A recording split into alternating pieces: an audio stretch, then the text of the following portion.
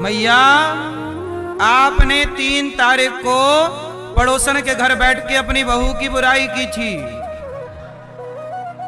हमारी बहू तो रोटी नहीं देती।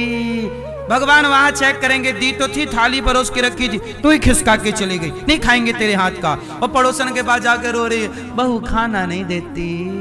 ये सासें भी कम नाटकबाज होती हैं क्या? अच्छी बहू मिल जाए तो भी शिकायत, और बुरी मिले तब तो है ही। तो बहुएं भी कम नहीं, सास से एक बार नहीं पूछती कि माँ जी क्या खाओगी, और माँ को खा लिया माँ क्या बना आज, कढ़ी, कढ़ी। और यहां माँ नहीं भूखी बैठी है, पूछने को तैयार नहीं। आप लोग अपने रिश्तों की दूरियां खत्म कर लो तो आपका घर घर ना रह जाए, स्वर्ग हो जाए यहीं पर। ये दूरियां आप सब मिटा तो लो। दूर की चिंता है, पास की चिंता नहीं। काश आपको अपनों के पास की चिंता होती तो दूर वाले तो खुश हैं। दूर वाला सुखी है कि दुखी है, उसके सुख में भी आप कुछ ना कर पाओगे और उसके दुख में भी आप कुछ ना कर पाओगे। देखो, यहां पर कोई प्यासा है, यहां पर कोई भूखा है, मैं उसकी हेल्प कर सकता हूं। लेकिन अमेरिका में कोई प्यासा भूखा बैठा होगा तो मैं चाह कर भी उसे ना पानी दे पाऊंगा ना रोटी दे पाऊंगा। लेकिन जो मेरे पास है मैं उसे अपना पानी भी दे सकता हूं, अपना रोटी भी दे सकता हूं और अपना कपड़ा भी उसे उड़ा सकता हूं। जो पास है मैं उसकी मदद कर सकता हूं। लेकिन आजकल क्या हो रहा, पास वाले को कोई नहीं देख रहा है, और जिसका कुछ कर ही नहीं पाओगे उसकी बड़ी फिक्र है आपको। इसलिए जिसका कर सकते हो उसका कर लो, जिसका कर ही नहीं सकते उसके बारे में सोच के भी टाइम क्या वेस्ट करना है, क्योंकि आपके हाथ में कुछ नहीं, जो होना वो वहां हो रहा है। अब ईरान में चल रहा है, युद्ध की तैयारियां हो रही हैं, विश्व युद्ध की तैयारियां चल रही हैं। हम लोग चाह कर भी नहीं रोक सकते, समझा ही तो सकते हैं दुनिया को। अब रसिया यूक्रेन लड़ रहे हैं, कितने लोग जिंदा हैं, कितने मर गए, हम चाह कर भी नहीं समझा सकते। तो हम आपको समझा, हमारे सामने कोई लड़ रहा है हम उसे समझा सकते, भैया ना लड़ो, ये गलत है, हम तुम्हें समझा सकते हैं, और वो भी तुम्हें समझना है तो समझो, हम समझा ही सकते हैं। तो हम तुम्हारा हाथ यहां पकड़ सकते हैं, हम वहां रसिया यूक्रेन का हाथ नहीं पकड़ सकते। तो जिसका आप कर सकते हो ना मेरी माँ, बहू सास का ख्याल रख सकती है और सास बहू का ख्याल रख सकती है। यदि दोनों एक दूसरे का ख्याल रख लो, दोनों खुश हो जाओ, तो हर घर की सास बहू खुश हो जाएगी, तो पूरा देश खुशहाल हो जाएगा, समस्या ही खत्म हो जाएगी। लेकिन आप पास वाले को देखते नहीं हो, दूर वाले को फोन लगा के परेशान हो, बोलो हाँ ये बात सही है कि गलत है? नहीं, एक बात सही है मेरी, ये सारी। इसलिए कहता हूं भगवान हमारे सर्वशक्तिमान है, साकार भी। अच्छा ये बताओ, पानी निराकार है कि साकार है? पानी पानी पानी निराकार होता है, पानी का आकार नहीं होता। लेकिन पानी जब बर्फ बन जाता है तो उसका एक आकार हो जाता है। पानी निराकार है, पर जब बर्फ बना तो एक आकार आ गया। उसी तरह ईश्वर निराकार है, पर जब जरूरत पड़ती है भक्तों को तो वही निराकार साकार बन के राम कृष्ण के रूप में प्रकट हो जाते हैं। तुलसीदास जी कह रहे, सगुण ही अगुण ही नहीं कछु भेदा। सगुण में और निर्गुण में कोई भेदभाव अज्ञान वश होता है।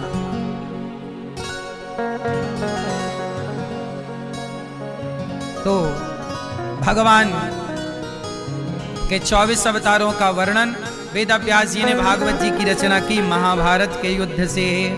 अच्छा, महाभारत आप लोग देखे हैं? मैया आपने महाभारत देखी है? हाँ मैया, आप महाभारत देखी हो? अच्छा, जब हो रहा था तो वहीं पड़ोस में आपका घर था, क्यों? जब महाभारत वहां चल रहा था तो वहीं बगल में आपका ही तो घर था, तो आप खिड़की से देख रही थी पूरा? नहीं, टीवी पे ना। हाँ, हमें लगा साक्षात।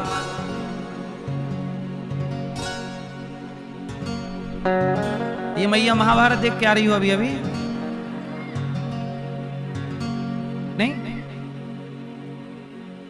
महाभारत देख के नहीं आ रही हो? महाभारत हुआ, क्या आप बता सकते हैं मैया महाभारत? देखो,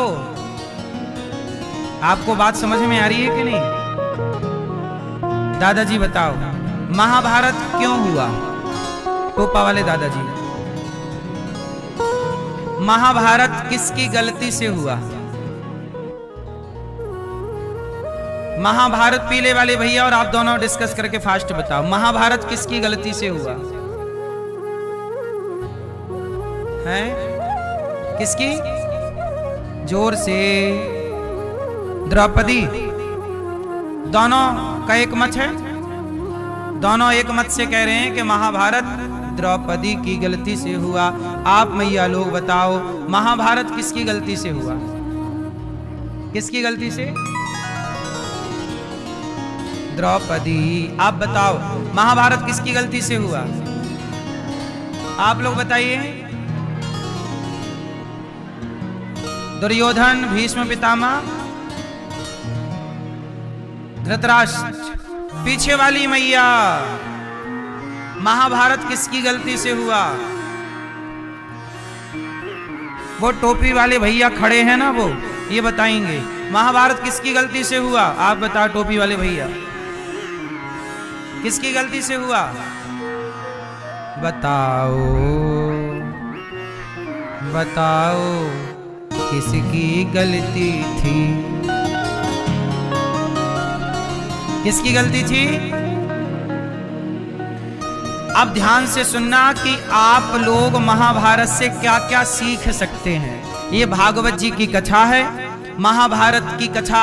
हम लोग कथा को ना केवल कहानियों के रूप में सुनते हैं, नहीं, भागवत में जितनी कथाएं हैं वो सारी कथाएं हमें एक मैसेज दे रही हैं, एक सीख दे रही हैं। हम केवल कहानियां ना सुने, हम उनसे कुछ शिक्षा ग्रहण करें और उन रास्तों पर चलने की प्रेरणा लें, तब तो कथा सुनने का मतलब है। यही तो कथा का अर्थ है ना। तो आपको ये दास अनिरुद्ध उसी तरह समझा रहा है कि आप सुने भी, सीखें भी, अपना नॉलेज भी बढ़ाएं और उस सही रास्ते पर चल भी पड़े। तो महाभारत हमारे सनातन का सबसे बड़ा ग्रंथ है। महाभारत दो पक्षों में हुआ, पांडव और कौरव। कहां हुआ था? कुरुक्षेत्र में। कब हुआ था? द्वापर युग के अंत में। कब हुआ था? और महाभारत क्यों हुआ? क्यों हुआ? पहले ये जाने क्यों हुआ, फिर ये जानेंगे किसकी गलती से हुआ। जैसे अभी आप लोगों ने बताया किसकी गलती से हुआ। कुछ लोगों ने कहा द्रौपदी, कुछ लोगों ने कहा दुर्योधन, कुछ ने कहा भीष्म, कुछ ने कहा धृतराष्ट्र। बाकी तो सब नाम ठीक हैं, पर द्रौपदी का नाम तो बेवजह लोग घसीटते हैं। महाभारत द्रौपदी की गलती से नहीं हुआ। क्या गलती थी द्रौपदी की? आप लोगों को टीवी पर एक सीरियल के द्वारा बता दिया गया कि दुर्योधन आया था पांडवों के यहाँ हंसते इंद्रप्रस्थ, तो वो पानी में गिर गया। तो द्रौपदी ने हंसते हुए कहा कि अंधों के अंधे होते हैं। लेकिन ये बात द्रौपदी ने पूरे महाभारत में कहीं कही ही नहीं। आप कभी महाभारत पढ़ के देखिएगा, ये बात कही ही नहीं द्रौपदी ने। द्रौपदी समझदार स्त्री है, पढ़ी लिखी है, वो कभी किसी का भरी सभा में मजाक नहीं उड़ा सकती। दुर्योधन उनका देवर है और अब भाभी उस देखो दुर्योधन घृणा करता था पांडवों से, पांडव लोग घृणा नहीं करते थे दुर्योधन से। पांडवों के अंदर तो कौरवों के लिए प्रेम था, तब तो उन्होंने जब घर की ओपनिंग की तो सबको बुलाया। तो आपके घर कोई मेहमान आए, जैसे आपने सम्मान से बुलाया हो, और वो यदि गिर जाए तो आप हंसते हुए थोड़ी कह देंगे कि अंधों के अंधे होते हैं। और ये बात द्रौपदी जैसी समझदार स्त्रियां तो कह ही नहीं सकती। महाभारत में ये बात द्रौपदी ने नहीं कही, लेकिन लोगों ने टीवी पर सुन लिया और झूठ पे झूठ चलता रहा। वही सुन सुन के आप लोग द्रौपदी को कसूरवार ठहराने लगे। अब आप लोगों को कभी द्रौपदी जी मिलेंगी तो वो कहेंगी भैया हम कहाँ गलत थे, बताओ हमारी गलती। वो तो टीवी में सीरियल बनाने वालों ने गलत कह दिया, आपने पढ़ा नहीं और आप मानते चले आए। तो इसमें द्रौपदी की कहीं गलती नहीं थी। तो ये आप लोग करेक्शन कर लीजिएगा कि द्रौपदी ने ये नहीं कहा था कि अंधों के अंधे, ये नहीं कहा था, ये सेंटेंस गलत जोड़ा टीवी वालों ने, जो सीरियल वालों ने। क्लियर? अब आगे चलते हैं। महाभारत क्यों हुआ, पहले मैं क्यों से शुरू करूं। क्या जरूरत थी महाभारत की? क्या महाभारत टाला जा सकता था? हाँ, भगवान कृष्ण गए थे शांति का प्रस्ताव लेकर। दुर्योधन 5 गांव दे दो। कितना गांव दे दो? 5 ग्राम दे दो, रखो धरती अपनी तमाम। दुर्योधन वह भी दे न सका, आशीष समाज का ले न सका। उल्टे हरि को बांधने चला, जो था असाध्य साधने चला। जब नाश मनुज पर छाता है, पहले विवेक मर जाता है। विनाश काले दुर्योधन की बुद्धि बिगड़ गई, भ्रष्ट हो गई। भगवान आए समझाने कि सुनो दुर्योधन, पांडवों को 5 गांव दे दो। दुर्योधन बोला मैं नहीं दूंगा। 5 गांव क्या, सुई की नोक बराबर भूमि नहीं दूंगा। भगवान ने कहा दुर्योधन इतना घमंड ना कर, दे दे। दुर्योधन बोला नहीं। दुर्योधन वह दे ना सका, आशीष समाज का ले ना सका। उल्टे हरि को बांधने चला, कह दिया सेना बांध दो, ग्वाले को बंदी बना दो। कृष्ण को बांधने चला, जो था असाध्य साधने चला। जब नाश मनुज का छाता है, पहले विवेक मर जाता है। दुर्योधन ने शांति का प्रस्ताव स्वीकार ही नहीं किया। मैं यहां एक बात कहूं आपसे, सच बताओ, जमीनी विवाद था कि नहीं? यदि पांडवों को 5 गांव दे दिए जाते दुर्योधन के द्वारा, धृतराष्ट्र के द्वारा, तो क्या यह महाभारत होता? नहीं होता। 5 गांव ना दे पाया दुर्योधन। और मुझे एक बात बताओ कि जिस हस्तिनापुर के लिए महाभारत हुआ, वो हस्तिनापुर आज भी जहां की तहां है। हस्तिनापुर मतलब क्या बन गया? आज का मेरठ। आज आप लोग जिसे मेरठ कहते हैं, उस जमाने का हस्तिनापुर वही तो था। आज जिसे आप दिल्ली कहते हैं, उस जमाने का इंद्रप्रस्थ वही तो था। जरा सोचिए मेरी मां, जिस भूमि के टुकड़े के लिए, जिस जमीन के लिए महाभारत हुआ, वो जमीन आज भी पड़ी है वहां। ना जीतने वाले रहे, ना हारने वाले रहे। क्यों कहते हो कि ये मेरा है? कहां गए वो मेरा कहने वाला? कहां गया वो दुर्योधन जो कह रहा था सुई की नोक बराबर नहीं दूंगा? अरे सुई की नोक बराबर नहीं दूंगा तो लेके चला जाता। जब मरा था तो ले जाता अपना जमीन जायदाद, लेके नहीं गया, यहीं छोड़ के गया। जो जमीनें पड़ी के पड़ी रह गई, उनमें लड़ लड़ के मर गए। ये महाभारत ये समझा रहा है कि वो लड़ गए, तुम ना लड़ना। वो लड़ गए, तुम ना लड़ना। जिस हस्तिनापुर की जमीन के लिए विवाद हुआ, महाभारत हुआ, करोड़ों लोग मारे गए, वो आज भी जमीनें जहां की तहां पड़ी है। आजकल देखो वहां पर लोग घर बना के, बिंदास रामलाल श्यामलाल घर बना के रह रहे हैं। बोलो हाँ। जिस जमीन को दुर्योधन कह रहा था सुई की नोक बराबर नहीं दूंगा, उसी जमीन को आज रामलाल कह रहा है कि ये मेरी है।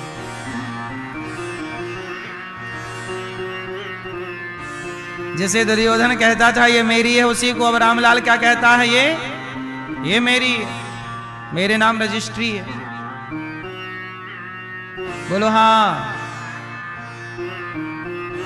इसका मतलब ये हुआ कि यदि जमीन का बंटवारा सही सही धृतराष्ट्र महाराज कर देते तो ये महाभारत ही सही बंटवारा ना होने से महाभारत हुआ।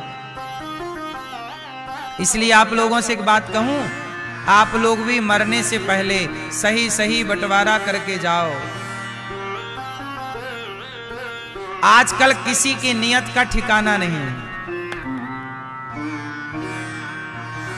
कब भाई की नियत बिगड़ जाए, कब छोटे भाई की, कब बड़े भाई की नियत बिगड़ जाए, कब किसकी नियत बिगड़ जाए, कोई भरोसा नहीं।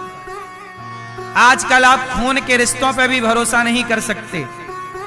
खून के रिश्तों में ही आज सबसे ज्यादा कचहरी में कोर्ट केस, भाई भाइयों के ज्यादा केस चल रहे हैं। हाँ या ना?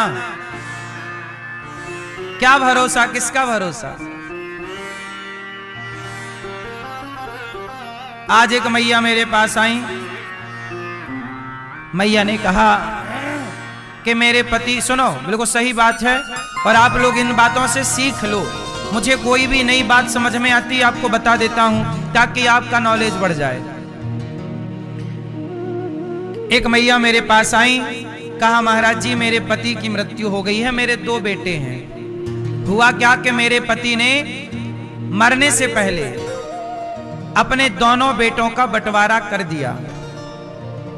मरने से पहले बाप ने बेटों का, बड़े बेटे को घर बना के दे दिया, बड़े बेटे को काम वाम दे दिया, फैक्ट्री खुलवा दी, और छोटे बेटे को भी घर दे दिया। लेकिन हुआ क्या कि बड़े बेटे को तो घर दे दिया, छोटे बेटे को हम जिस पर रहते हैं वो घर वसीयतनामा मेरे पति ने ये लिख दिया कि जब तक मैं जिंदा हूं तो ये घर मेरा, मेरे मरने के बाद ये घर मेरी पत्नी का, और पत्नी के मर जाने के बाद ये घर छोटे बेटे का। क्योंकि बड़े बेटे को दे चुके, अब छोटे बेटे को देना है तो छोटे बेटे के नाम लिख दिया। लेकिन लिखा ही कागज में, साइन किया, और वो उनको कैंसर था, वो मर गए। उसको रजिस्टर्ड नहीं करवा पाए, उस कागज को क्या नहीं करवा पाए, रजिस्टर्ड नहीं करवा पाए। तो अब बड़े बेटे ने क्या बोला कि ये घर बाप के नाम था तो ये मुझे भी चाहिए। अब बड़ा बेटा बदल गया, बाप मर गया और रजिस्टर्ड कागज हुआ नहीं। और सरकार कहती है, कानून कहता है कि बाप की संपत्ति पर